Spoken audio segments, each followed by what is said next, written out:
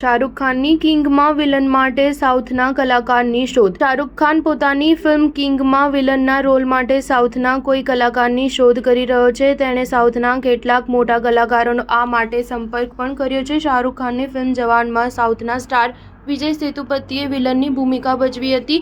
તે પછી કિંગ માટે પણ શાહરુખ સાઉથના કોઈ સ્ટારને જ વિલનની ભૂમિકા સોંપવાનું વિચારે છે। જોકે હજુ સુધી કોઈ એક્ટરનું નામ ફાઇનલ થયું નથી। આ ફિલ્મનું શૂટિંગ ચાલુ મહિનામાં અથવા તો ઓગસ્ટમાં શરૂ થઈ જવાનું હતું, પરંતુ હજુ સુધી મુખ્ય વિલન સહિતની કાસ્ટ નક્કી થઈ હોવાની શૂટિંગ શેડ્યુલ મોડું થાય તેવી ધારણા છે। ઉલ્લેખનીય છે કે કિંગ સુહાના ખાનની મોટા પડદા પરની પહેલી ફિલ્મ હશે।